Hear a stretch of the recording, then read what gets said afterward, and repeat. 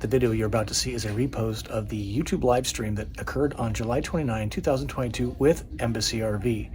There's a couple minor tweaks we had to make, but 99.9% of the video is as it originally streamed on YouTube Live.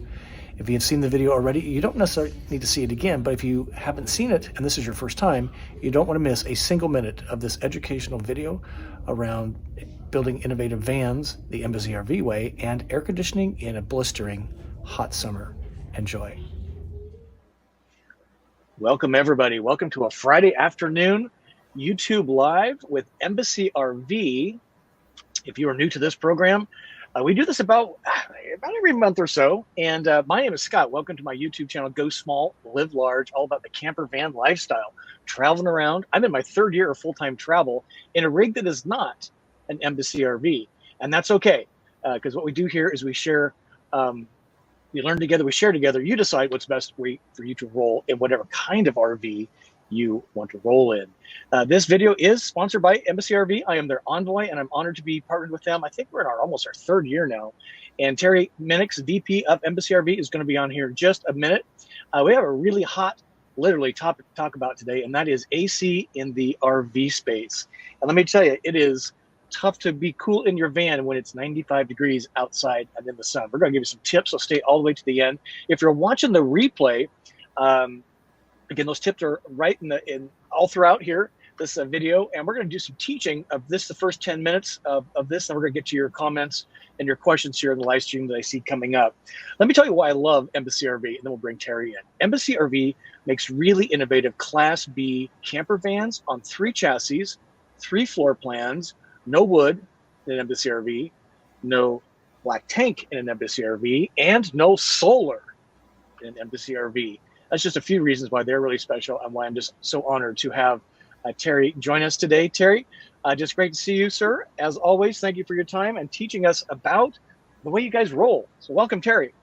Well, thank you, Scott. Good to see everybody.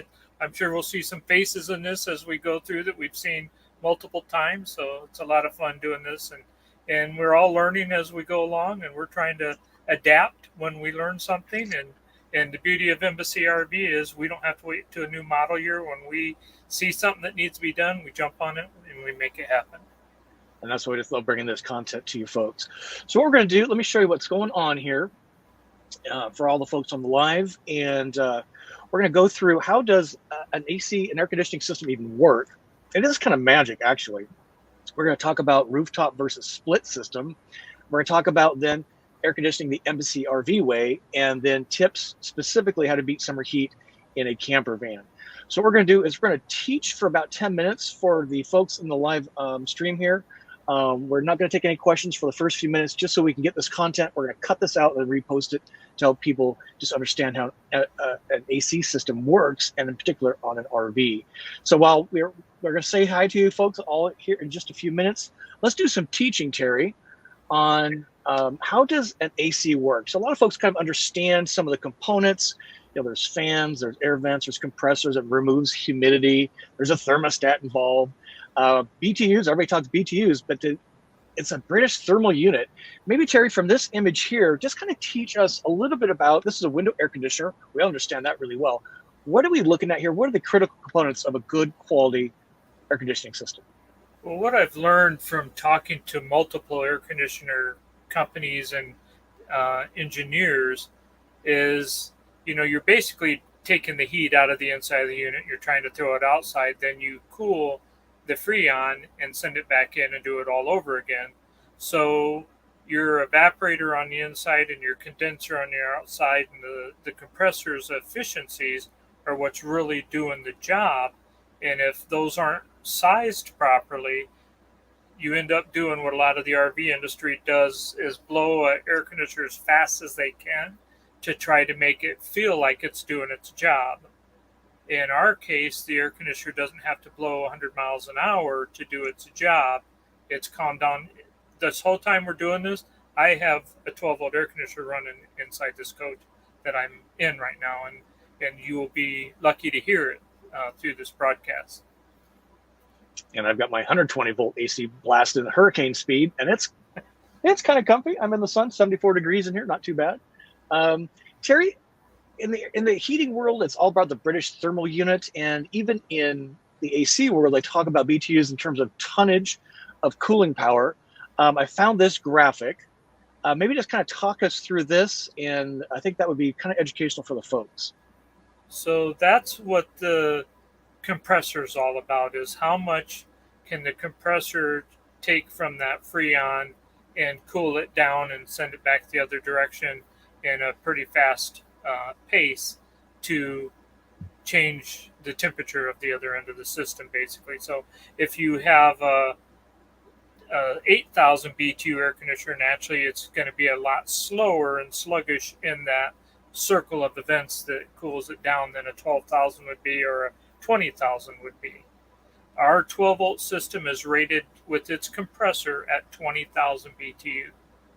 I believe your 120 volt air conditioner we talked about earlier is rated at 12,000 BTU. So, and then we'll get into amperages later on what that effect has on it as well.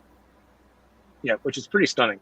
I think it's just kind of interesting that 12,000 British thermal units is the amount of heat required to melt 1 ton of ice in 24 hours. So when you look at commercial AC systems, I always talk in tonnage, and even probably the one for your house. But that's how much heat it would require to melt a ton of ice in an hour is 12,000 BTU. It's kind of fascinating. I didn't know anything about this stuff. I just know I turn my AC on, I get cooler than I already am. So Terry, let's talk about split system, because this is very different. And we'll talk about also 120 volt versus 12 volt. That's a pretty big distinction, and some pros and cons for both. So maybe you can explain to us what we're looking at here. I can talk to it a little bit as well, because this is what's keeping me pretty chill in here right now. Right. That's a typical roof air conditioner on the RV industry. It looks to me, and correct me if I'm wrong, that's a Coleman air conditioner. Is it Coleman Mach 3. Yep, yeah, I Coleman. thought it was a Coleman by the look of it. It's just something you have to pay attention to. I think Coleman does a pretty good job. If you hit a limb on it and stuff, it's not going to crack the plastic easily. They use a decent plastic on it and that sort of thing. But, it's something you have to be aware of when you drive under, drive-throughs and things like that. How high am I? It's the highest point of the vehicle, so super important. And I think the other big distinction on the rooftop is that all of the mechanics are up on the roof. Yes. That's the black thing. And then the white thing is what's actually inside my van and many of the vans you've probably walked through at like an RV show. And that's where all the air is ducted and the intakes. It's the same, you can move the air around a little bit by adjusting the vents. Some have a Bluetooth app that I can control my AC from in bed or up front here. It does a pretty good job, but you're kind of at the mercy of where the location of that white piece is. And for example, my system, it really struggles to get the cold air all the way up front because it's all the way in the back of the van, which is great for me at bedtime because that's where my bedroom is. Terry, the one big difference is, so that's kind of it on the traditional approach to AC. Like it's 120 volt.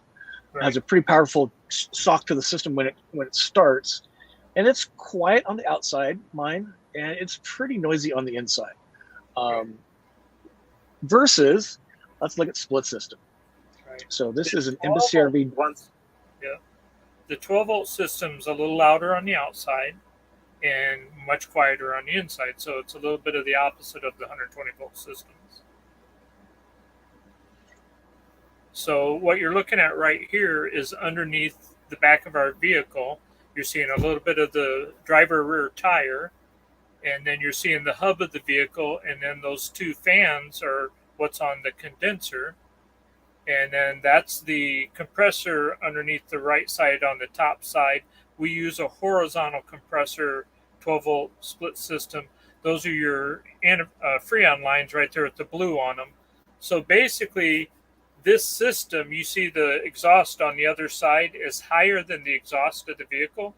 It's actually higher than the spare tire that's just to the right of all that by about 2 inches. So we're not going to hit a curb. We had a customer back up, and they do it all the time out here when they camp out overnight after they pick up their vehicle.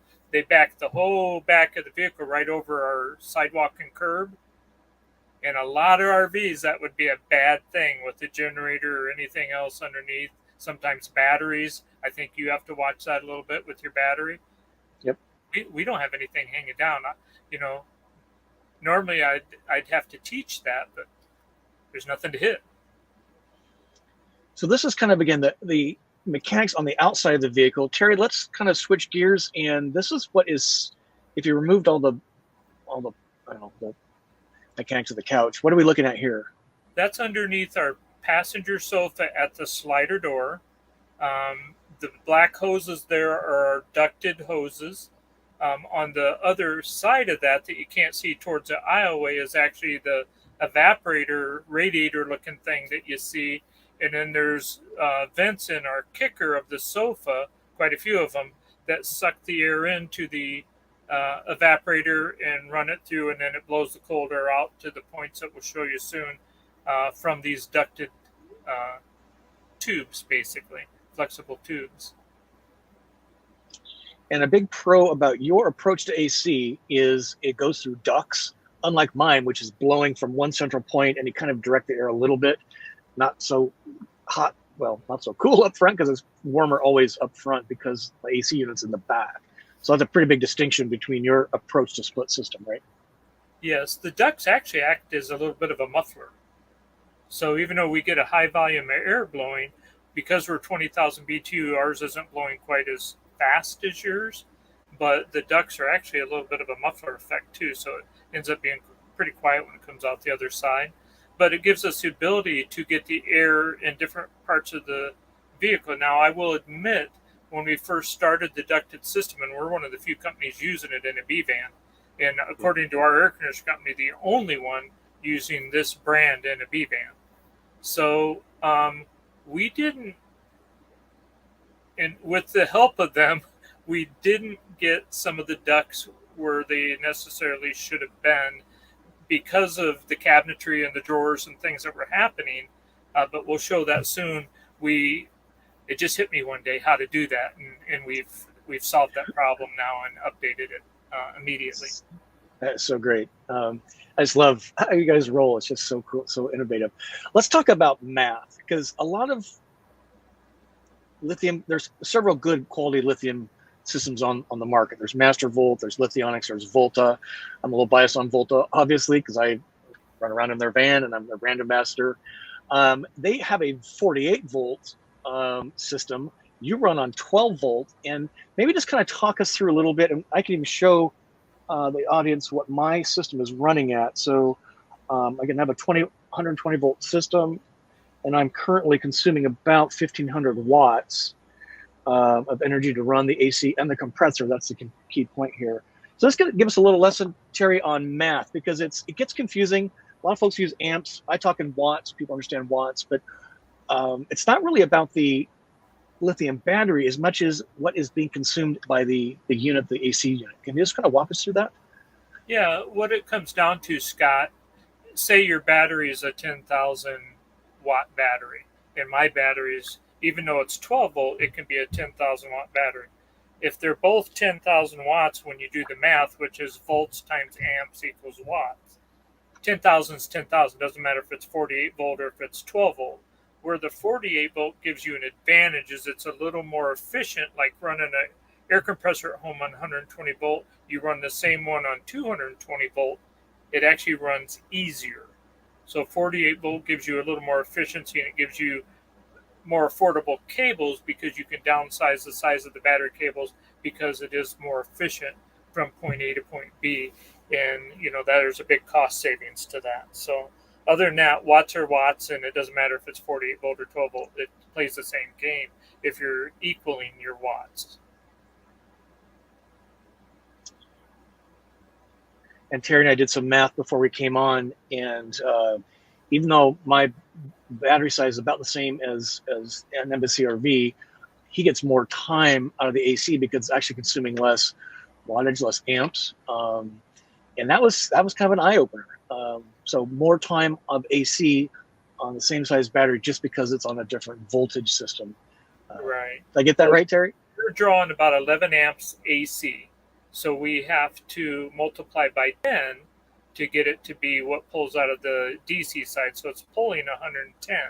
If you multiply 110 times 13.5, which is a lithium voltage, you come up with 1400 and 30 some watts, I believe is what it is. Ours draws 53 amps on speed 1, 54 on speed 2, 55 on speed 3. So if I do 53 because I'm on low right now and I multiply by 13.5, I'm drawing 715, I believe it is, when I do the math.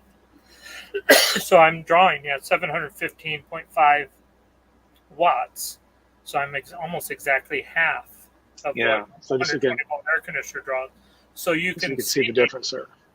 Even though watts are watts, when you can drop the watts by half, you just doubled your runtime. I mean, it's just simple math. Yeah, so amazing.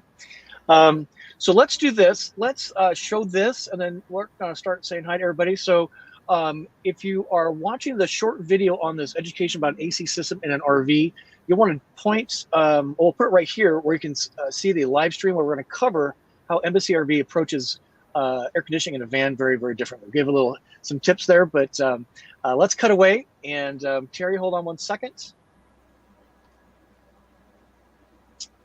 All right. Thank you, folks, for your patience there. So for the live audience, we want to say hi to a bunch of people, Terry. Let me bring them on. We got a big crowd in here. We got 80 folks. So we got Mark. Always good to see. Oh, hi, Mark. We got Roads of Life in here. It wouldn't be a live stream with Embassy without Roads of Life being in here. Here's Jim Nicholas. Good to see you, sir. Here's Guy. He's picking up his Embassy next month. Could you be any more excited? Guy, so great. Here's Steve. Here is, give us a thumb up. Terry taking time out of his Friday afternoon. Here's Robin and Joe. Embassy received your deposit today, this past Monday. Wow, new customer there. This is great. Really appreciate it. Here's Sharon's in the house. Ed and Nancy, good to see you. That is so great. And here's Kent in the house. Just a lot of folks. LR, sorry. 101 degrees. You need some AC there. Tom's in the house. Here's Joanne and little Teddy. Home with the cooter. So Nancy's in the house. Ed, good to see you. Steve, welcome. Just a lot of folks. Here's Dan Archer. Great to see you. Here's Frank and Sharon. 109 in Oregon. What is up with that? That is crazy. Yeah, isn't that crazy? Wow. Here's Kathy. Just a few more hellos. Just want to make sure we get through not everybody, but here's Greg. Good to see you, sir. Love Greg. He's so great. There's Jeffrey. And so Steve wants to know any new recent mods to the vans. We're going to kind of show those around the AC in particular, but if we can come back to that as well. And so let's actually, do you want to take a few questions before we do more AC stuff, Terry? Sure. Yeah. Okay. So let's start with Steve right here, and then RJ, I see yours. So, hi, Terry. Any new recent mods to the van? Kind of a open-ended question on mods. Actually, AC improvements. We're talking about that, right? You know, it's gotten really hot in Indiana too, and it doesn't usually. So we've had the same things happen here. Next week, pretty much all week, our highs are going to be 92 degrees, which is, normally 1 or 2 days of summer. So in doing that, we've taken advantage of these real hot spells we've had this year, and we've done some thorough testing of the air conditioner system, the insulation system, and so forth. I know there's been a few things on Facebook about folks saying, well, the insulation's not really doing what you say it's doing. No, if you actually do a test at the roof, and you do a test at the floor, and you do a test at the wall, where we do put our 8 layers of insulation, it's always room temperature on the inside of those. But there's areas in the van that Scott and I were talking about earlier that I can't insulate because they're enclosed tubes of unibody construction that you can't get the 8 layers inside of. So there's a few areas like that temperature comes through. But what we've done by adjusting the air conditioning ducts and the intakes and the things we've done recently, and by in extremes like that, doing some 2 layers of our bubble foil that goes into our window openings, because we have the most panoramic van in the business with all these factory windows. But with that comes a lot of heat, even with our blind system the way it is. So it's about, okay, I see a problem. How can we solve it? And that's what we've always done, is address our problems head on and take them on and say, okay, we can do this. Let's do something to battle it. Yeah, that's super helpful. Um, yeah, there we go. Sorry about that. Okay, so Terry Scott has a question here. That is not me, Scott. That's a different Scott. On the Transit chassis, can they put heat rejecting film like ceramic tint on the side windows before building interior forward privacy glass? Just for privacy, they don't reject heat. We're kind of just talking about that a little bit. Maybe I've give your thoughts done on it, that. Scott. We actually put 3M film on the inside of the windows on several units, and it says it rejects 25% of the heat. It makes the window so dark you can't see out of it, and we have such a panoramic view that was a problem, and it didn't really block that much heat. If you take 2 layers of our uh, bubble foil insulation that we stack up and you put it between the blind and the window and it touches the outside glass, when you do that, it blocks the heat. There's no two ways about it. When you don't need to do it, you tuck it up and put it away in the back where we have storage, and you don't need it blocking your view and blocking your heat. If you're in the shade, you don't need it. If you're in the sun, put it in, and it fights the battle for you. And it's very easily done. It's a lot cheaper than tinting the windows and getting, a huge investment for a very little return. Love that. This is kind of an interesting question here from RJ. Terry, I'm not sure if you could fully disclose this or not, but how many Ford Transit chassis have been built out by Embassy and delivered to customers? Is that something you want to talk about or not?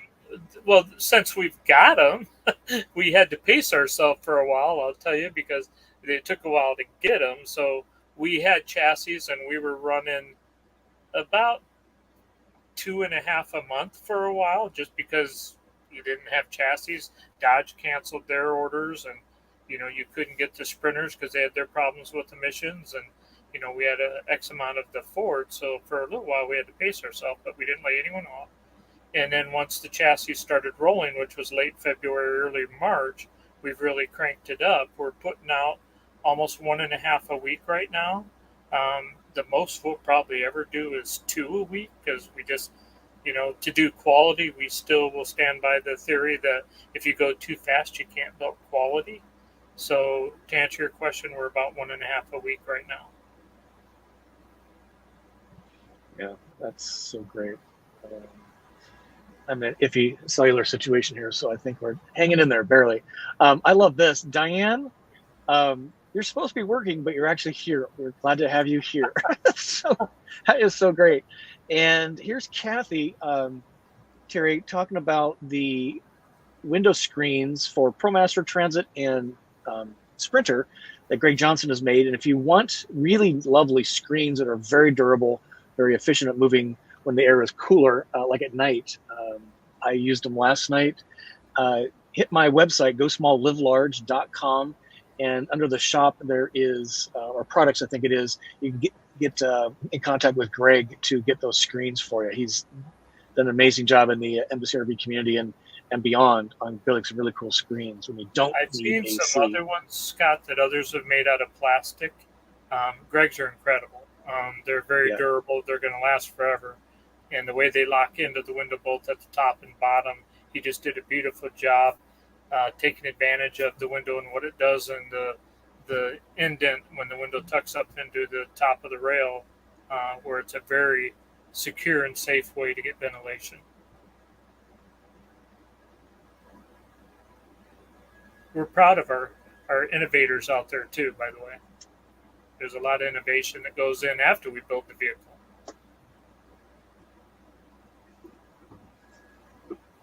I'm not sure if it's you that's breaking up or me, but I'm going to blame it on myself. So Yeah, Terry's pausing out there for just a second. frozen, Okay, right? folks. So let's. I see a few more great questions come in here. Let's keep those coming in. Terry, let's talk about how Embassy does AC differently than everybody else. We've kind of teed up people for that already. Okay. Well, with the ducted system, it makes us stealth. That's number one. Anytime you, did we lose the feed, Scott? I see it cycling on your side.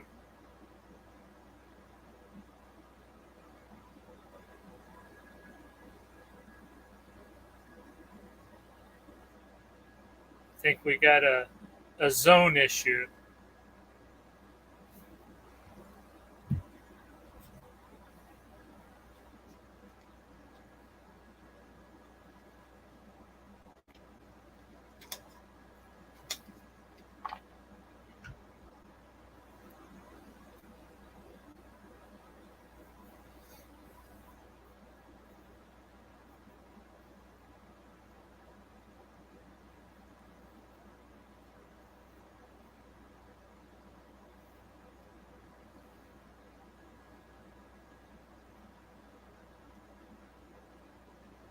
All right, we're back. I know. Sorry about that. Last week for What's Up Wednesday, it was power that was a problem. Internet. Yeah, we've lost power twice this week. So yeah. All right, folks. So sorry for the interruption. Thanks for hanging with us. We got some really cool stuff to show you. So let's, Terry, talk about AC the Embassy way. We talked about the split system a little bit. We talked about ducted inside the van, throughout the van, and we want to show people the improvements that have been made there. We're going to talk about the insulation, and we're going to talk about lithium. So let's kind of move into a couple of the models. This is the Embassy RV Dolphin SL. Maybe Terry, just kind of explain to us seat 2, sleep 4. What's the 4 in seat in parentheses about? That's right now the telescoping bed is at the pull test facility.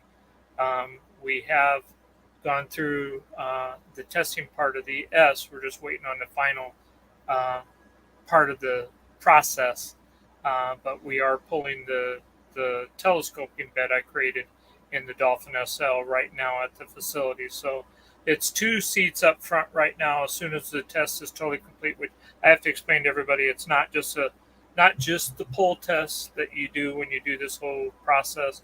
It's a complete process of engineering on their end, getting all the documents, stamped and sealed and approved, and then getting all the parts ordered and made for you after you have all the testing approved, and then the scheduling and making the jigs and fixtures to put it all in. So it is an involved process, but we're doing better than anyone has ever seen in the industry before, and we're super proud of it, and we're moving forward as fast as the system can allow it to. So we will have a 4-seater and a 4-sleeper on the Dolphin SL soon. And that is really unusual in the industry. Yeah. Let me tell you. Yes, it's even more unusual. So, Terry, let's talk about AC and some of the improvements that have been made. Again, this is the 2022 Dolphin SL. And the SL, for folks that don't know, there's kind of 2 separate bedrooms, right? There's a front lounge that can be converted into a bed, and then there's a permanent bed in the back with a kitchen and bath, galley and a bath in between, right? Yeah, it was created for folks sometimes that are on sleep apnea machines and they want to sleep separately. Sometimes it's for teenagers to have a place to sleep separate from mom and dad. Sometimes it's cousins, brothers and sisters traveling together. A lot of different reasons why, in a B van, there wasn't really a distinctive, comfortable 2-bedroom system, and the SL is that. So, and in this picture, you're looking at the air returns for the split system that normally on the Dolphin S that we saw earlier are in the front of the kicker of the sofa. This is under the elevated bed. So we have 3 air returns, which is much more air surface than what it calls for. So it's part of the efficiencies, give more air return than you need. So there's no restriction. So we get the best amount of air out of the return ducts that you can possibly get.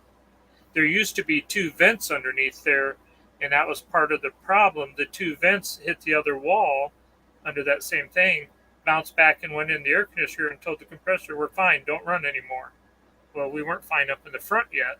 So by taking that away and making that just air return, now we're blowing air out in the front, which will show, and we're getting a full return like you do in a house, where it's very, very even on the air out to air back. That's so important on airflow to get the system to work. So let's show this. Terry, what are we looking at here? Front AC vent and cushion storage. So just under that TV is the 3rd cushion to the telescoping bed. If you look to the right of that cushion, there's a rectangular black area, and that is actually a brand new air duct out that actually Robert and Susan Hume of our Facebook group is the first one that got that. And once I did his, everyone after that gets that done. Everyone that comes in for a touch-up, we will make that adaptation too. That's cool. And nothing like being cool in your van. I think we have one more picture kind of in the same situation. So there's the no cushions. Let me zoom back in for folks. Again, you can talk about that. So what made that tough prior to this is you had to run the flexible duct to that area. Well, there's drawers in there that we couldn't run the duct through, or we'd lose our drawers, literally. But anyway, what hit me one day is I can run the duct to our aluminum tubes that are our cabinet structures and use the tube as the vertical duct, and it didn't affect the drawer at all, so we didn't lose any of the storage capability with the slide out drawer in the pantry, and yet we gained a duct that was up higher where it needed to be to move the air properly in the front cabin back into the air returns. So some of that Embassy RV magic innovation, using the frame for the cabinetry, which is hollow, running tubing through that to get AC. That would. Yeah, even I know that don't work. Let me show this for the folks. So this is kind of the same angle with the cushion there, and it looks like you'd actually kind of protect the TV in your head with the cushion. What some of the simplest solutions are the best, right? I know I'll be getting calls on this too, because I just did that to the very last SL going out, and the third cushion is all the cushions. When I created the telescoping bed, literally the little black latch there, you pull on it, the bed slides all the way over the slider door, and that there's 3 different heights of cushions to make it a flat bed, because there's 3 different heights of that sofa as it telescopes out. Well, to make a comfortable sofa, you can't have 3 cushions or it wasn't comfortable. So that gave a great way to store the cushion, protect the TV. It's still beautiful for walking through. We can flip the front seats around and spin them and set 4 people there and watch a movie still. It's really an incredible space. And then you can leave a bed made in the back of the coach and still have your bicycles under it inside and not have to make a bed every day, which is a real nice feature of that model. And again, this is the SL. What we've been looking at is the front portion of the van, the great room, as I would call it. Terry, let's show the folks this picture. This is the bedroom in the back of the van. You can see the galley kind of separates the 2 living spaces. Tell us what we're looking at here. I'll zoom in for the folks. And we've got some great questions. So hang in there, folks. I got James and a few others teed up. So let's just talk through this. This is the back half of the SL Dolphin. Yeah, you're seeing a little bit of the elevated cushions there. Those are modular. They can move. It can turn into a desk, all kinds of stuff. You see the Vitrifrigo refrigerator with the huge storage above it for coffee pots and things. It does have a cargo net on it. It's just hard to see in the black. Above that are 2 air conditioned ducts that blow out. Those have been there all the time. But now, just like in the front, we added the one on the end of the cabinet just above the beds there. And now we have one below. There's an air conditioner duct literally blowing at each bed at night, but you can aim it up and around in different areas. So we use that tube as well to get a vertical duct up above the bed instead of below the bed. It was a game changer. And here's in the same room, different angle, looking toward the sink away from the fridge. So there, Terry, that big rectangle black area by the thermostat there is what you're referring to as the new addition. Is that right? Yes, that is actually cut into 1.5 inch by 3-inch aluminum tube that just happens to be the structure of our cabinets. That's so smart. Pretty sure that wouldn't happen at many other van builders. That's just amazing. Terry, let's take a few questions and then hang tight, because we want to talk about some changes to the Dolphin S model. And then we got some updates on Embassy RV, a whole bunch of cool updates. So let's do a few questions. And if you're hanging around for AC tips, those are going to come in about 15, 20 minutes. So we're going to go for another half hour. Terry, James has a question here. Is there a cover outside the unit to keep mud and dirt out, etc.? So again, if you're thinking about the machinery for the AC system hanging under the van, I think that's what he's referring to here. What are your thoughts? The only time we've seen an issue, and I think it was Bob and Deb Scott went to the White Sands, I believe in New Mexico, and he learned that he had to rinse white sand out of the air conditioner system when you go through the white sand in the van. That's the only time I've heard of anyone having to rinse it out. It is protected from splash from the tires with guards on each side, so the splash doesn't just go right into it. It is on a bevel up in there, and the way we've designed it behind the hub and between the tire and how it nooks in, it's able to breathe very, very well, but it doesn't have ability to get a lot of splash kicking in and coating it all up. We haven't had but one issue with that in all the ones we've done. And this is another interesting question here, kind of the same lines, Terry. Carol wants to know, would you recommend I install a metal protective plate over the undercarriage AC compressor? It's all aluminum, so it is protected. It's the housing that was developed with us for that to happen is just open enough for it to breathe properly and cool itself, but not so much that it gets too much splash and debris in there, and it's designed to drain properly. So, any air conditioner, Scott, whether it's your home air conditioner, your business air conditioner, your RV air conditioner, and you've learned that over these 3 years, you do have to clean the evaporator and the condenser sometimes. That's just routine maintenance, because dust from natural just working of it, and it's creating kind of a sweating effect. It's like a magnet to dust no matter what you do. So there is, maybe I'll say twice a year, that you should rinse your air conditioner out just like you would do at home to keep it from clogging up and freezing up and not functioning properly. That's just a standard maintenance of any air conditioner. Good points. We may have covered this, but Roads of Life wants to know, can you speak a bit about layout and airflow and how it affects cooling? Terry made a big design change. We picked up our Dolphin SL, and it made a big difference. Do you feel we've covered that already, or do you want to hit that? Well, we can throw a little more into it by saying, originally, if you would have been a smoker and walked in the vehicle, you'd have seen a little bit of a cycle of smoke. You wouldn't have seen it throughout the whole coach. With the adjustments that we've made, and if you put a mist in the air, you would see that air completely cycling and hitting the front chairs and going down and getting back into the air return system, and it's much more even throughout the coach. Well said. Thank you for that. Steve's got a question, and I apologize. My wife is that's just so not great. Terry can see the comment, so he can keep answering even if I get blasted offline, but run off my iPhone now. So Terry, Steve wants to know, are the seatbelts in for the couches yet? You kind of alluded to this with the pull test. Maybe just give us a quick update on that. I'm not sure. I know, Steve, I talked to you a lot, and I'm not sure which spot you're in. If I'm sitting in someone's right now, and I forgot to look at the little green card we put in front to see whose it is. But this one just rolled off the line and just came back from the ceramic coating for the coating outside. So the seat belts are close to starting on the line. Brandon and my engineers are creating all the tools needed for production to start putting them in. So it's going to be soon. But right now, the ones that are rolling off the line do not have it yet. We are working on, like I said, it was quite a process anymore. So but it's getting real close to going on the line. That's a good question. Thank you. So Robin wants to know, if you don't care about being stealth, which AC system is best for Texas summer heat? So triple digits in all of Arizona, New Mexico, Texas, Oklahoma. I got a thought or two about this, Terry. What do you think?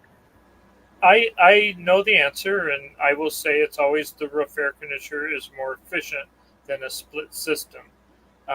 The evaporator and everything is up what I call high and dry, and in a lighter colored vehicle, you're not sitting on 150 degree asphalt. That you have to cool off. Luckily, the fans help cool it a little bit down there, but a roof air conditioner is sucking the heat right out of the roof and blowing forward and backwards and then coming around. So it's doing a big loop like this. So it isn't drastically better, but it is more efficient. And I would just add to that insulation is so critical. Like my van, is so not insulated. It's pretty funny.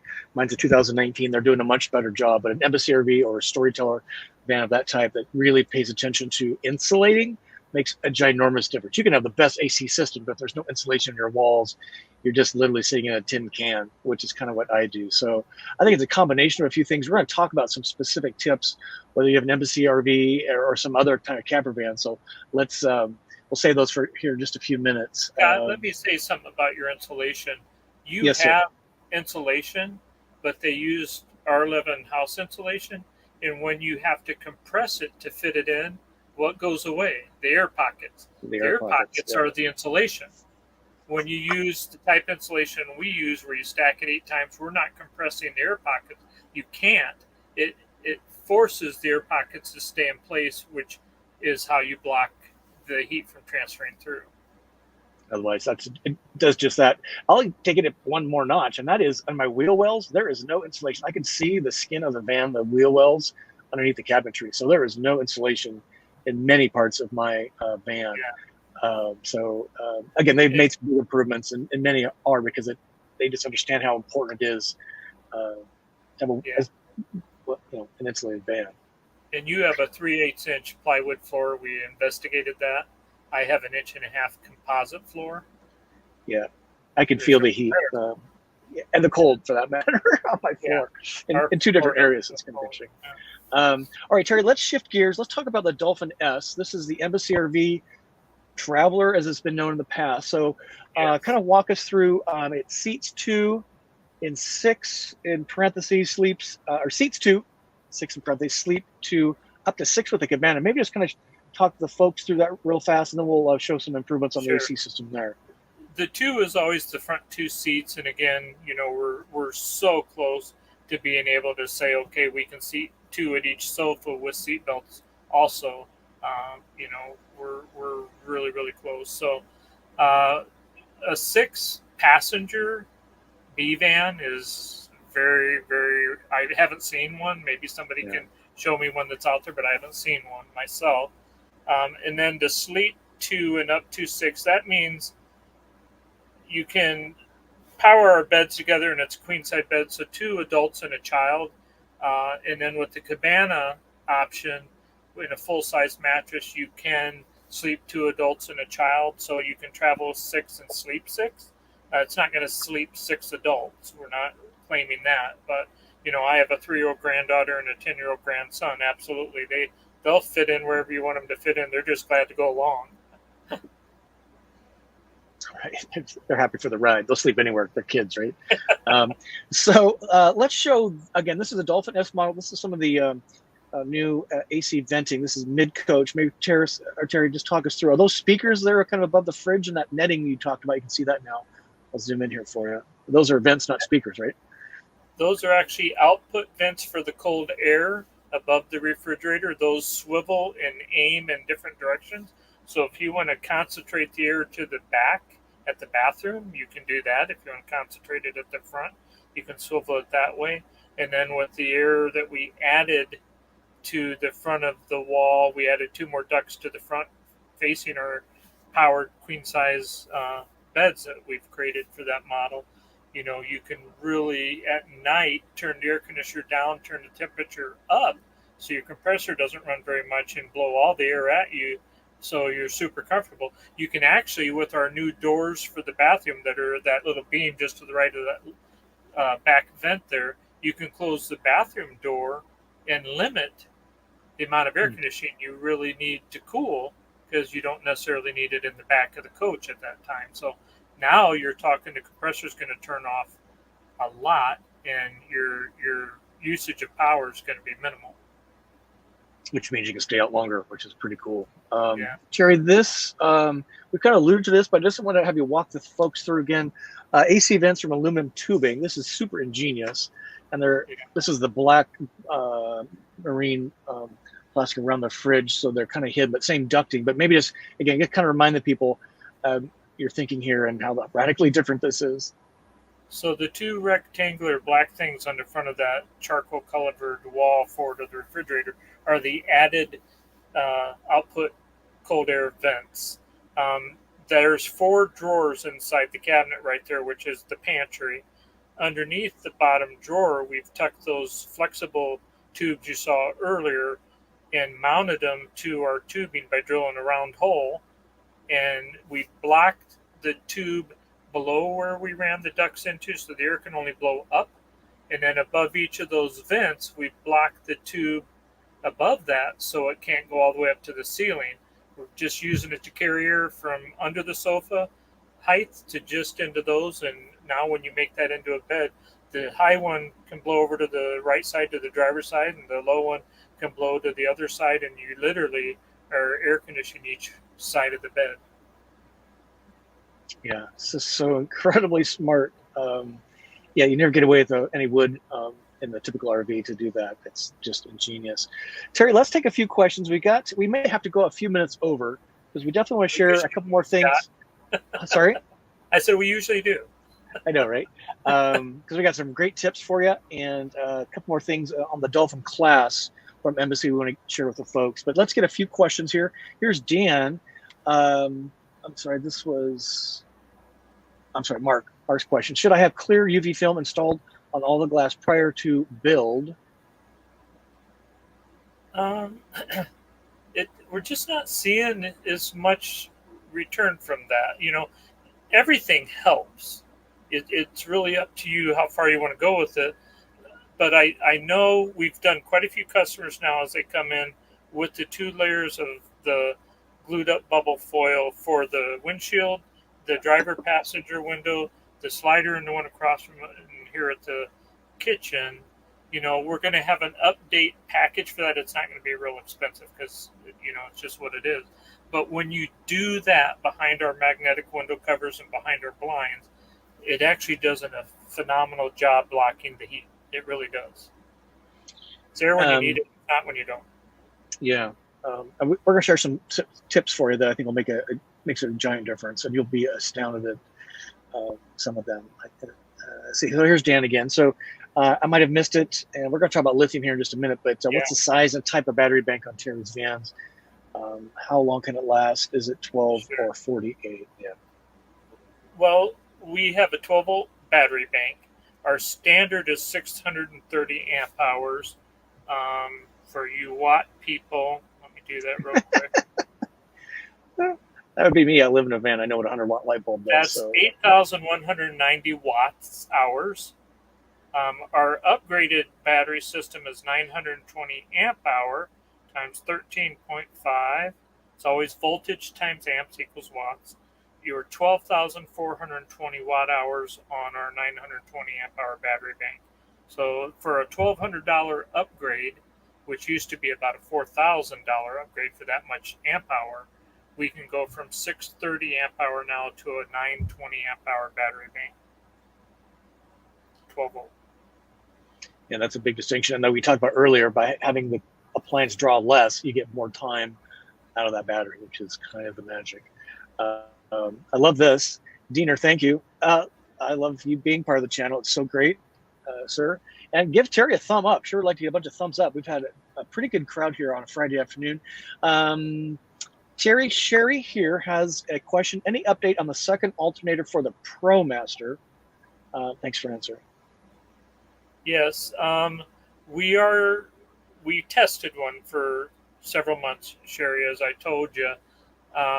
The testing has gone very well. It's working beautifully, as a matter of fact. So we are trying to get everyone scheduled in. I think Phyllis Sabin wants to do it.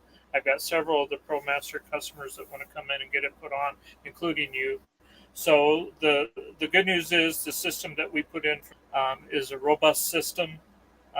We were seeing really, really good amps at idle, upwards of 140, which is incredible. Normally we're in the 80 to 100 range on an alternator at idle. I think, Scott, you don't get anything on the Volta system till it gets to 1500 RPM or so. Is that correct? Yep. Yeah, the high idle.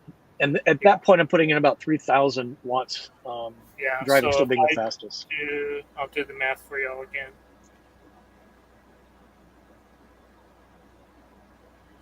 Yeah, at 140 amp, we're doing 1,890 watts at idle.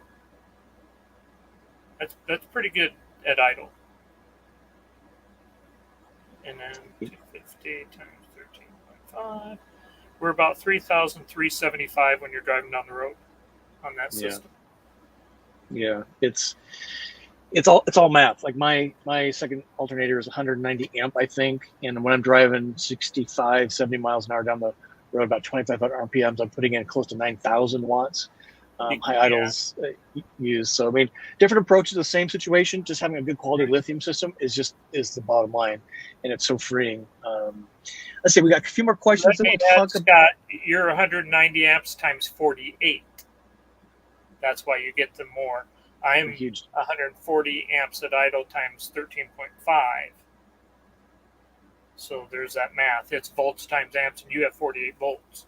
Yeah, 48 volts. So it's pretty miraculous. Either way, really, drive around, you make your own electricity. That would solve a lot of problems for a lot of folks. Let's see. LR Jasper has a question. Terry, curious if you do any insulating in the headliner and the front cab over the driver and passenger. So that's, are you taking insulation? We do. We make sure the guys pull the headliner down. We have to run our ceiling to the headliner, and we have to run some cables and stuff up there to get to the switch panel up front. So yes, it is something that is inspected, and we make sure that the front headliner is insulated behind the factory headliner. It doesn't come that way, I can tell you. Yeah, it's just bare metal with some little parts up there. Let's see. So guys got a question. Add to that, we have to take the door panels off too and insulate behind them and do all that as well. The door panels aren't insulated. Yeah, and I can tell you, the sun's on the other side of the van now, but this thing gets hot as Hades when the sun's on it. No insulation to my door. Let's see, guys got a question here. Speaking of insulation, Terry, apart from bubble insulation on inside of windows, can a larger benefit be achieved by blocking the outside of the windows when parked? For example, a snow shade over the windshield. The problem is, how long is it going to be there before somebody else decides, hey, that's pretty cool, I want to have that? I'd be leery about putting things on the outside. There's a lot of areas of the country it'd never be a problem. There's some of the areas of the country you probably won't own it very long. Yeah, it's. Let's see. Just got a question here. Do the removable 8 layers of bubble insulation for the windows come with the transit build, or do we need to ask for that? It is an option. It's only 2 layers, not 8 layers. It won't 8 layers in the walls. Right? You don't need 8 layers. 8 layers is in the wall and the ceiling and in the doors. We do 2 layers for behind our blinds and behind our magnetic window covers in our windshield cover. That is enough to do the thermal block for the heat coming through the windows. Yeah, appreciate that. Okay, so here's another shout out for Greg's screen. So again, if you want some ventilation in a temperate, particularly overnight, they're really lovely. Just go to my website, gosmalllivlarge.com, under products, and you'll see information. We did a video about it, and then there's an email button you can press and contact Greg specifically for those. Here's Nancy saying she loves the screens. And Terry's going to be in the accessory business here by. Okay, let's take a minute and let's share some continuous improvements on the Embassy RV Dolphin class. We've talked about a bunch today, but Terry, here's a few more things you wanted to bring up for the folks. So what are we looking at here? Well, this was for a recent customer, and we've done this a few times, where they don't want the canopy of the cabana. They just want the patio version of it. Now, he's doing something. He's a retired jet pilot for the military. He's flown in Iraq and stuff. Incredible person. He's taken some of our composite, which I gave him some scrap pieces that we had cutouts from doors for the commercial side. He's actually going to take off my little green plastic pieces there that keep chairs from scooting off, and he's going to have 2 panels fold out again widthwise and double the width of that patio when it comes out. So I can't wait to see another thing where customers innovating. I sold him 4 extra legs and Gave him some stuff to do it with, and he will have an expandable patio. All you need is a speaker and a There mirror you ball, and go. you It's can have a a dance disco station. dance party. I know, right? There you My go. Lord, Some lights on the back, and you got her going. that is so funny. I just love it. It's just so crazy great. Terry, what are we looking at here? That's an upgrade we're doing. There's all kinds of magnetic window covers out there now. I created this in 2003, and I am creating a folded version. If you flip that around, it's actually reflective on the other side. There's some out there that have black on both sides and different colors and things, but in all of my tests that I've done, the reflective against the outside glass works the best.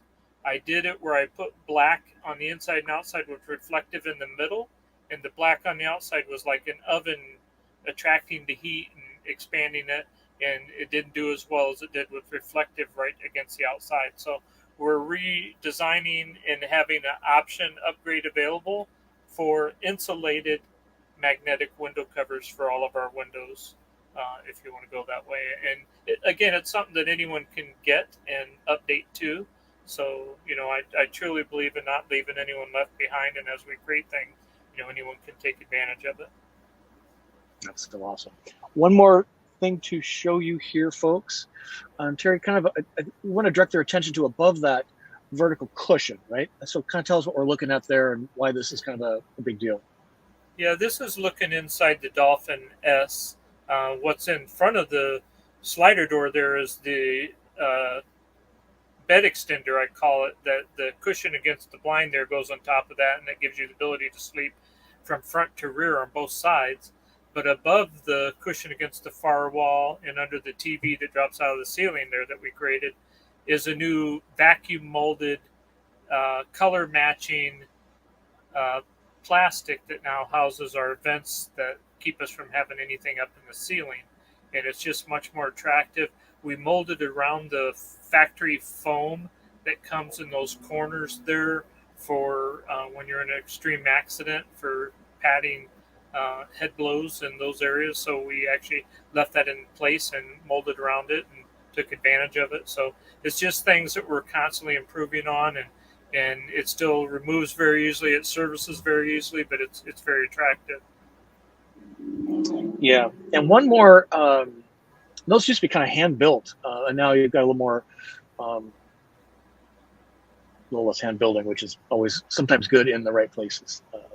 Terry, let's talk about this. We've spent a lot of time on this, but anything to add to the lithium conversation we've had already? Well, there's different lithium out there. Lithium gets made in Southeast Asia. It's where it all comes from. And they put it on a rack and they grade it. There's many things that are done that way. I learned that the chips are done that way. They build them, they test them, and they grade them. So there's A, B, C, and D grade lithium. And you have to know what you're buying. We're very careful about what we purchase. Mastervolt and Lithionics are both A grade lithium. A grade lithium is more expensive than B or C or D grade lithium, obviously. There's a lot of batteries out there. Our Amish community sells lithium batteries for LED lights for the Amish to use in their barns and things. That's a C grade lithium or thereabouts. Excuse me. And you can tell usually by price if you're buying an A or a lower grade lithium, because it directly influences the price of the battery system. Volta is an A grade lithium. It's a different composite. It's a different iron. It's a cobalt based lithium, where the other is iron phosphate. They're both great lithiums, but they're both A grade and very, very robust lithiums. So you got to really watch that when you're looking at batteries. We had a Battleborn battery come in here, for instance, and I was testing a new air conditioner that only draws 14 and a half amps of DC power and 12 volt, which is insane. And I actually put it in my van so I could test it thoroughly. But the 100 amp hour Battleborn would not start that battery, even though it drew 14 and a half amps and a very low peak. I put a 150 amp grade A lithium battery, and it ran at I mean, I never ran out of power in my test. Let's put it that way. And it turned it over fine and ran it fine. The other battery wouldn't even start it. So those are examples of, you know, A grade has more depth, has more pushing power, has more torque. I put a C or D grade lithium on my kayak, which you all know I have, and it only does about 4.5 miles an hour. I'm pretty sure if I put one of my big A grade batteries on there, the doggone thing would do about 6 or 8 miles per hour, because it's a perfect way to explain what the difference is. You can water ski behind Terry's kayak. It would be pretty awesome. The other thing I might say about this, Terry, is you guys, again, don't have solar because you really rely on the lithium system. And I can be a testament to solar is pretty irrelevant for two reasons with the lithium system. Number one is there's just not enough roof space to put enough solar panels to really make it, what's the right word, worthy of having solar on there to like charge the battery enough to run the AC. So that's kind of the big thing for me. It's sexy cocktail talk, but in a lithium equipped coach that has a good quality lithium system, solar is kind of irrelevant. And in some ways, it's something that could fail, you know, hail, branches, things like that. So that's one reason kind of talk down solar in a fan, and one reason you don't install solar, right? Well, you have to park in the sun. You're battling air conditioning. You know, you're battling areas that you can't insulate in every vehicle, and others, if you insulate better, the battle's a little better. But for the little bit of power the solar gives you, which I'll say is around 15 amps of 12-volt DC power, for thousands of dollars, you're going to park in the sun, and that 15 amps isn't going to mean a doggone thing to you anymore, because you're going to lose more than that in the efficiency of being in the sun and what you have to do with the air conditioner to battle that. So by going a big alternator like you have in yours and we put in ours, you can idle the engine in ours and get so many more amps at idle in a half hour, and you can park in the shade and your efficiencies are better. So that's why I say that, you know, if we had a Class A motorhome and we had a big surface to put a ton of solar panels on, and, you know, you could put awnings out, and, you know, I hate that word, but I'll say put them out and shade the side of the vehicle. You know, it's a different battle. The solar panels themselves would help block some of the heat coming through the roof, because they're going to absorb it and use it instead of send it through the coach, because it's basically shading the roof of the vehicle. We can't do that in a van. It's just impossible. So just don't have the acreage. Yeah, that's the difference, right? It's a great point. Speaking of that, so we're going to take a few more questions, Terry. Then we're going to give some really specific tips on beating summer heat. Some of these I can attest to highly, and we're going to kind of talk through some of that. So let's get a few more questions in here. And it is okay if we run a few minutes over. It is. Yeah. Like I'm comfortable. I'm in one of the vehicles in lounge position, leaning back, got pillows behind me. I can be here all day. Well, we can do a libation live on the spur of the moment. Okay, so Brian's got a question, Terry. Will NovaCool refrigerators be available for the 2023 builds? There's been some supply chain issues. So what's your current thinking on that? Remember, I just talked about a little air conditioner that draws 14.5 amps of DC power and 12 volts. The owners of the company that builds that owns NovaCool. So their regional vice president was in the shop last week talking to me, earlier this week. I lose track of time. And we are set up with them where we will be able to work with NovaCool in a very close fashion. So we're doing our due diligence, and, you know, people hear about us and they come and show us new product. And this company just bought a new air conditioner company also, along with the NDLB is the name of the company. But they own, he goes, well, we can get you NovaCool. And I said, well, I'm trying to get it now. And he goes, no, we own NovaCool. Oh, okay. That might change things. Yeah. So they're telling us they can get us in the 23 models. Right now, it's still a struggle because we got to get into their system now and get it all rolling. But we will be able to supply both Vitrifrigo and NovaCool. Probably by September or October, in that range, September, October, something like that. It still takes a while to get the stuff over. I believe it's built. I know Vitrifrigo's Italy, I can't remember exactly where Nova Cool is. I'll have to ask him if it's Netherlands or where it is, but it's somewhere like that. Interesting. Love mine. Mine's been bulletproof for years, literally. Hardly turned off in all that time. So Cindy's got a question, Terry. Can white marine plastic instead of black be used for access panel and vents when on the white marine vinyl? So, and those are those air intakes and stuff you're talking about that we have in black. There's a lot of black in the vehicle. Our tubes are always black. There's black trim everywhere. Um, the answer is the white never matches exactly, and that's the problems with the white. There's 1,000 shades of white, and none of them look like they go together. So it's easier actually to do it in black. It looks better than trying to have a white that's looks like it's a cream color. Yeah. Let's see. A couple more questions. Here, Terry, the kid wants to know, and thanks for kind of using the format here to help me find your question more readily. So, what is the ground clearance of the vehicles? The running board limits the ground clearance. There's no doubt about it. To get a good entry step, which we built one of the best running boards in the business, and it's the easiest in and out by far than anything else out there.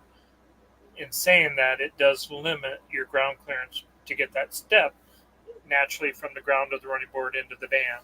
So if you want more ground clearance, you would want to delete the running board and go with the natural clearance of the van, and then maybe go with a Ford ordered slider door and front door running board. They have them. They're just not in the packages the way we order, so we don't have them, but you can get it from Ford, and you would see a lot more ground clearance. You'd have to step up higher to get in.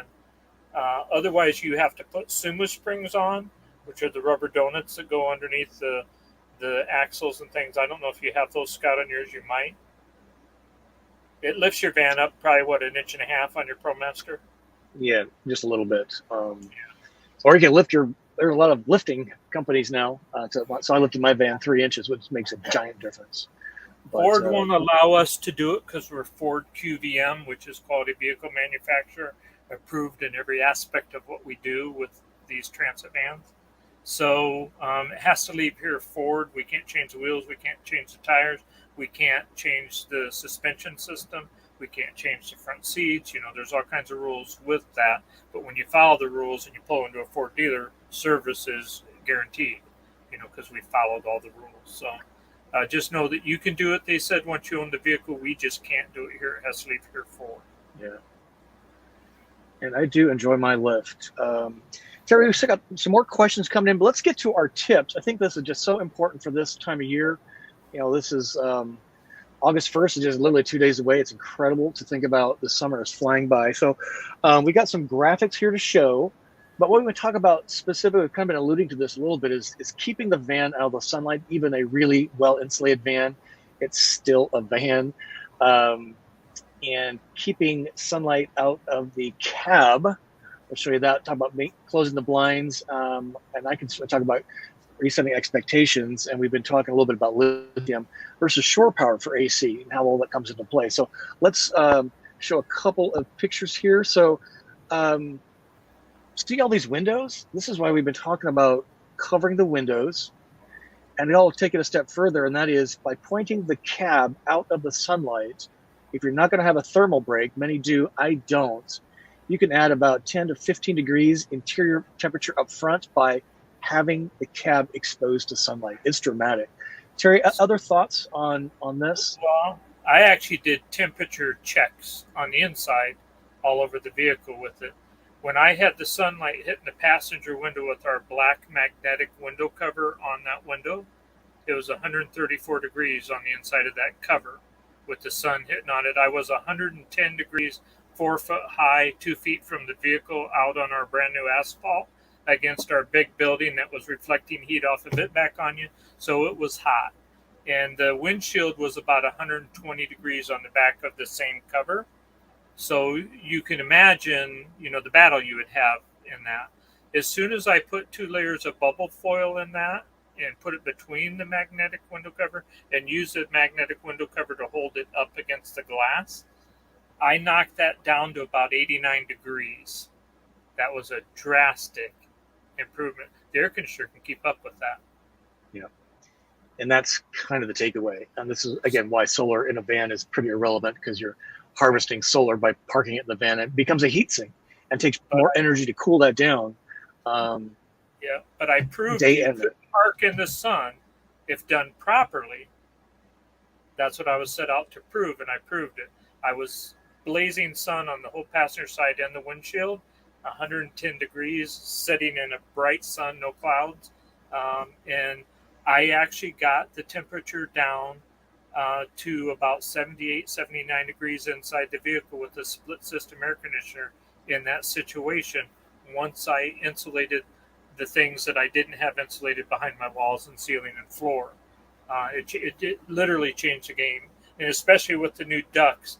I was struggling still up front before I added the 2 ducts in the front of the wall that are in the tubing that we showed you.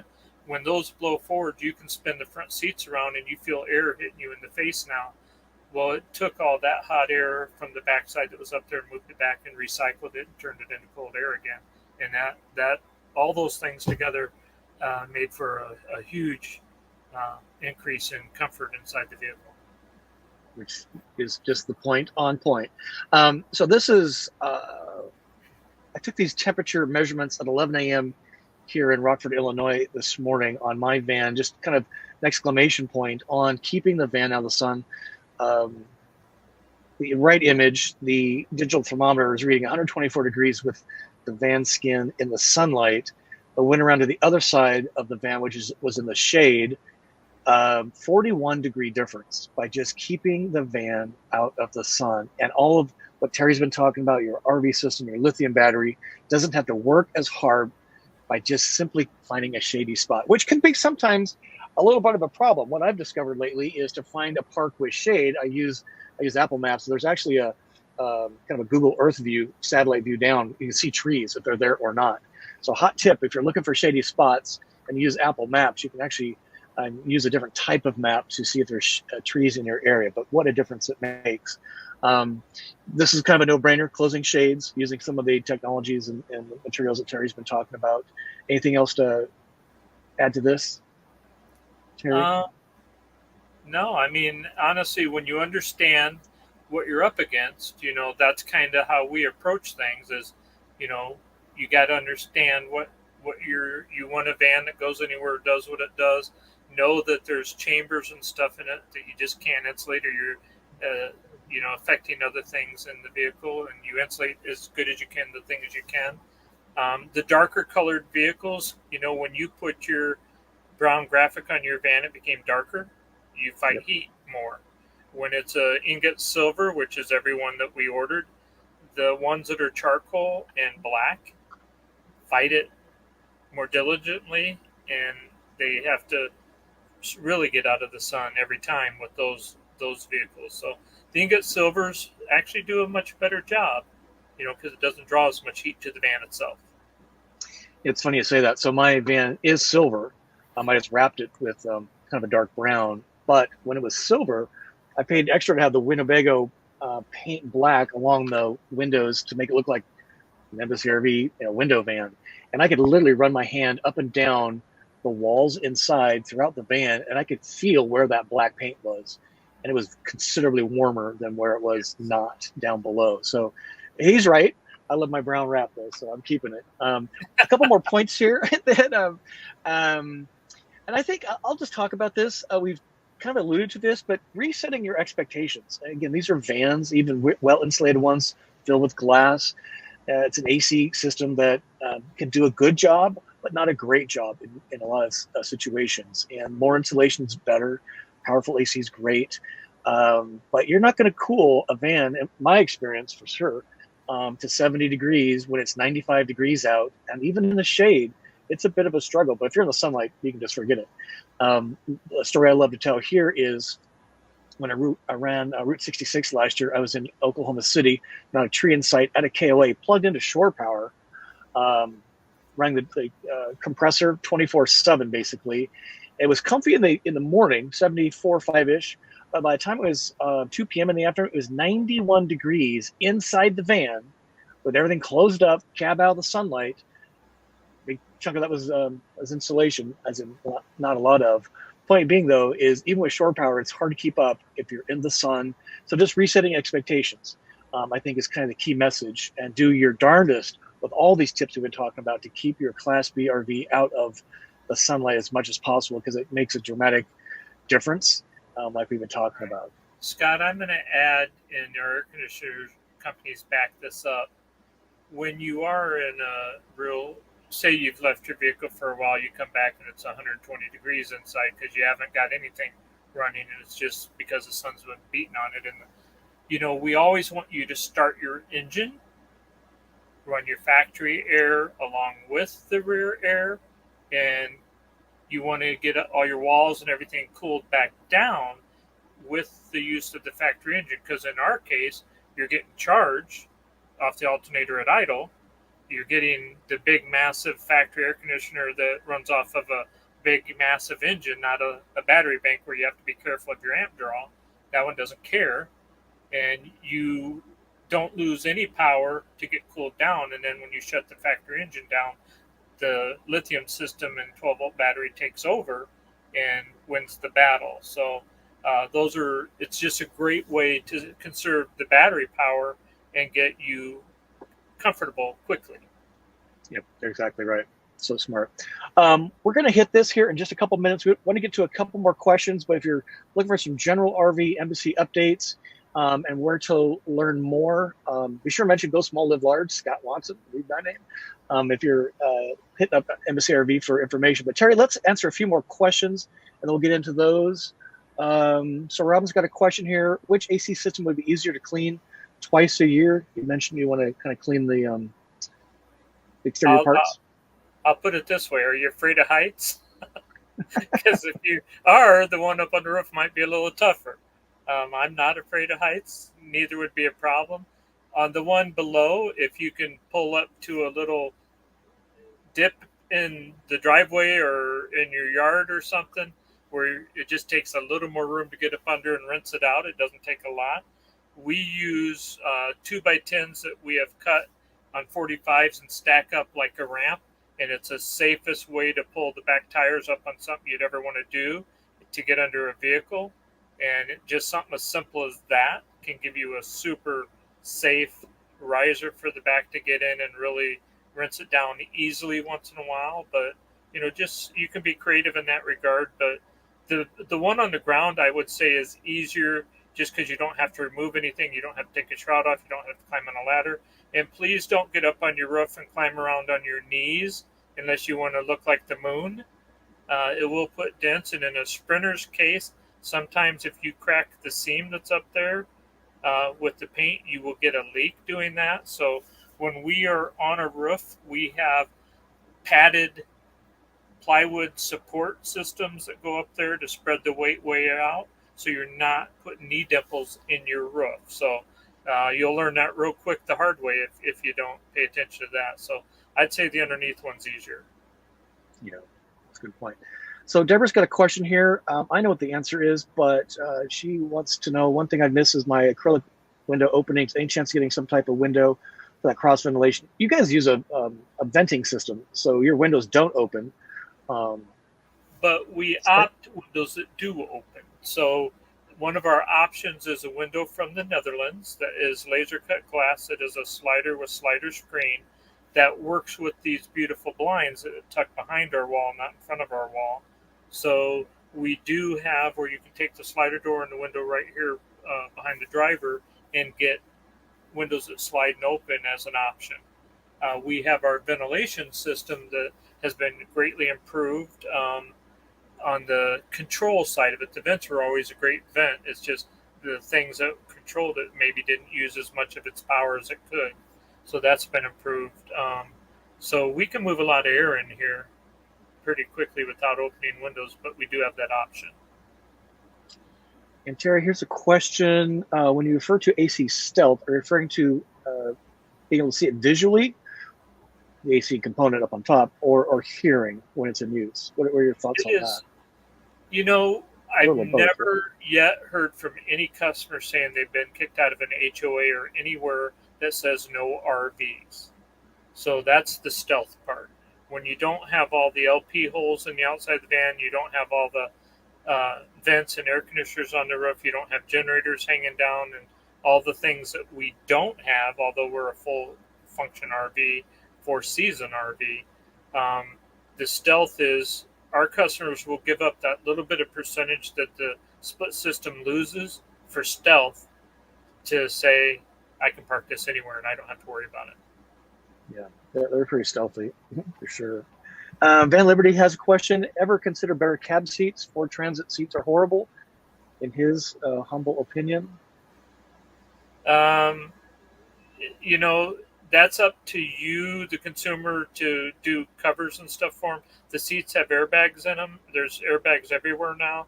We are not allowed to change the seats. Nobody is. The frame of the seat, you can recover a seat. It takes a $40,000 sewing machine to do it because the thread has to break at 40 psi to handle the airbag. And if it doesn't break at 40 psi, everybody gets sued.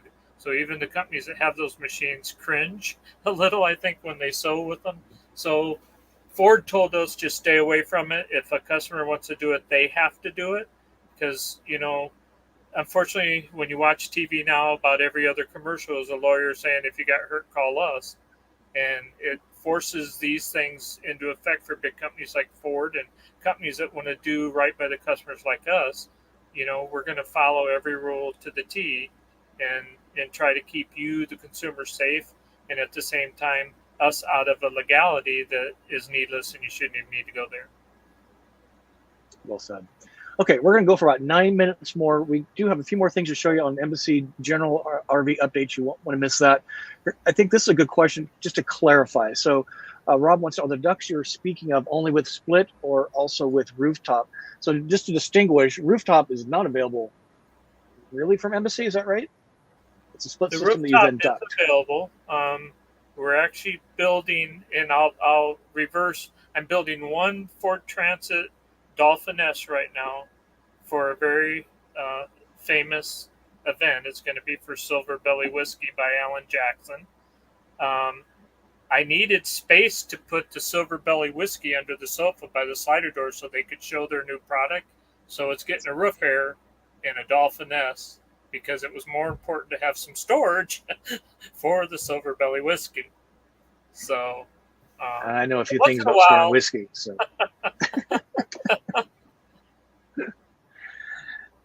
So it's an option. You can go either way. It is. It's but an option. With rooftop, there's no ducting. It's just the thing that hangs in the ceiling. Roof like no duct. If you ducted, you'd lose height of your ceiling because it takes quite a bit of space to duct. And, you know, the clearance would be less. The TV wouldn't mount the same. It affects your cabinets would come down. It affects too many things. So you're not going to duct a 12-volt system in the roof like you do the split system. Okay. Let's see, Rich, first time here. Welcome, sir. Glad to have you on an Embassy RV YouTube Live with us. Just a delight to have you. So welcome, Rick.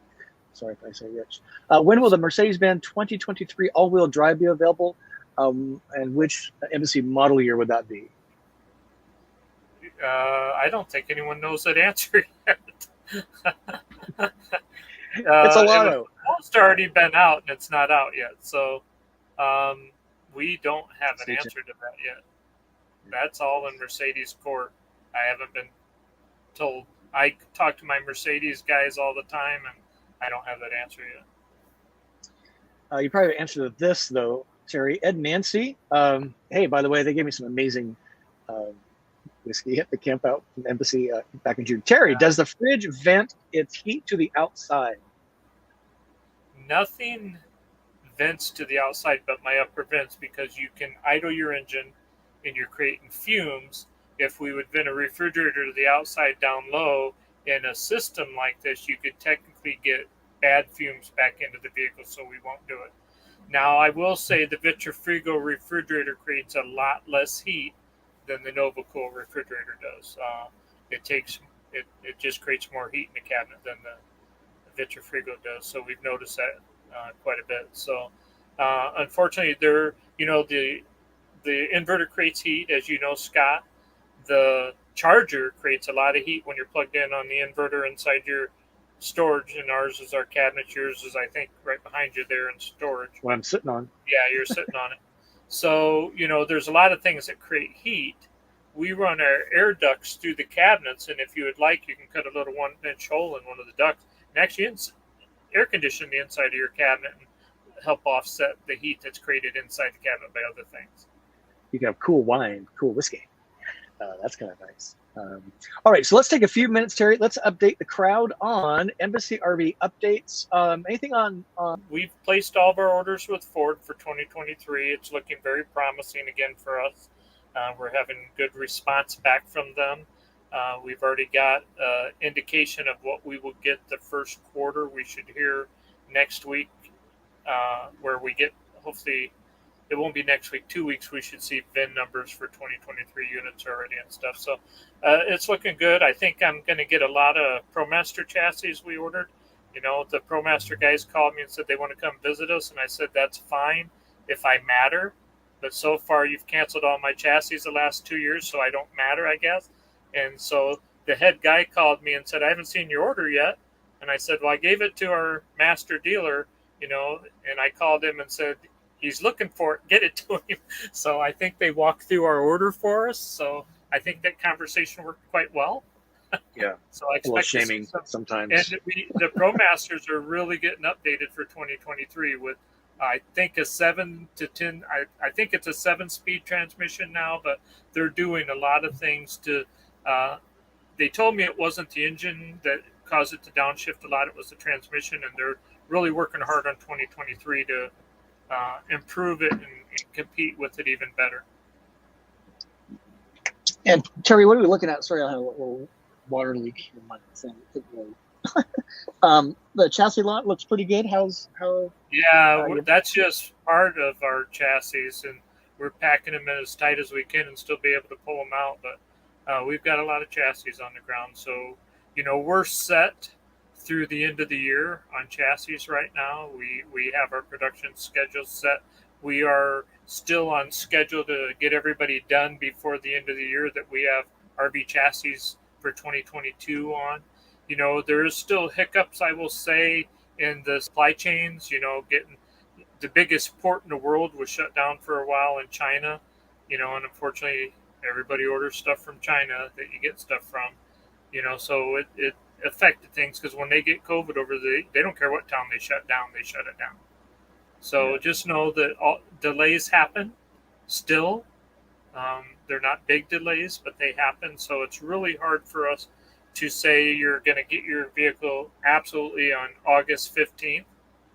Sometimes no matter how much we try to stock, and we have racks that go almost to the ceiling now and stuff that are behind all these vans, and we're stocking just a lot of material, more than we ever have in the history of the business, to try to fight it at our end, but it's still, sometimes there's nothing you can do about it. So I just have to say that. Mm-hmm. But you're definitely producing vans. Count them in the line there, boys and girls. It's pretty impressive. Just a great, lovely new facility. And that's just the RV line, and then your specialty vehicles. We had a viewer here ask, it was Anna, asking about class, the B+, the Cape Cod, which is a very unique vehicle. Maybe just quickly update us on that, and then we'll call it a wrap here in just a couple minutes. Terry, Cape Cod. Well, if you visit here, I can show you some 3D renderings. We're not going to release them in any way, shape, or form yet. We don't want it to get out to our competitors what we're doing with this. We believe it's very, very unique, as things we do are. So we are starting to build the body for it at our Fortress Composite plant that's in the same building to my left. So the body's getting going. We do have the chassis here for 2022 versions of that we have sold. It's going to be a special vehicle. We were kind of bummed out that we couldn't release the public thing with Scott and showing it, but part of it is the suspense, and on our end, we build some amazing things on the Bs and everything else we do, from Salvation Army vehicles to all kinds of stuff that we build. We're building a mobile veterinary operating room for a doctor out of the Atlanta area right now as well on that side. So this B Plus is going to be a cool vehicle with some really, really unique features in it. Yeah, it's really cool. I got to see some of when I was there, and it's going to be very compelling, I think, to a lot of folks. We still got some good questions, Terry, but let's just, if you're kind of new to this program, Embassy RV, on Go Small Live Large live stream, we want to share with where can they get more information. Clearly, embassyrv.com. My channel also has some of the older videos that click off to YouTube. We're working real hard to get back to Elkhart to record new van tours. You can see that we've got some vans we can actually do updated van tours. That'll be associated with Go Small Live Large. You can go look at those.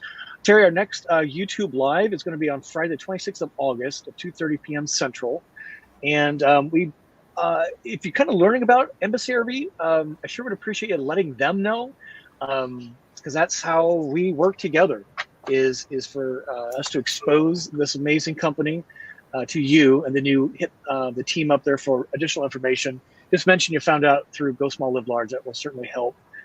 Terry, anything else to add to that? I think we have one more thing. Yeah, it really helps us know where the information and where the contacts are coming from is by mentioning Scott and these wonderful videos he does with me.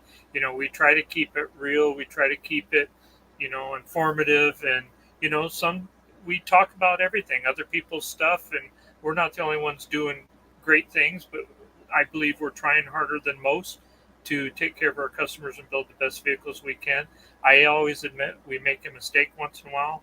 The customers that's been in for service lately will attest to our commitment to them. And the customer that was here just the other day picking up, that's the fighter pilot,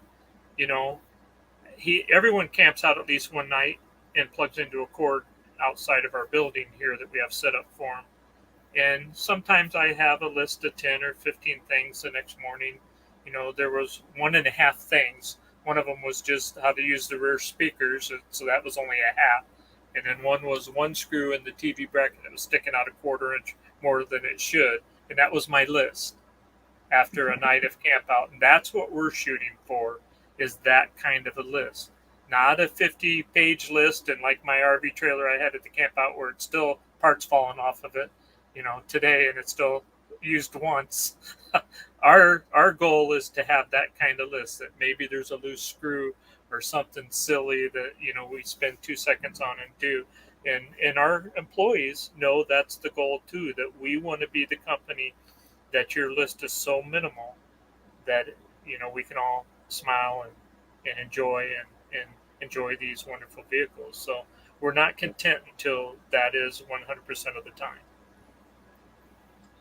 And if you are an Embassy owner or are Embassy wannabe, or you're just kind of van curious and you're in all the forums, there's 3 amazing people that run this Facebook group that are Embassy owners.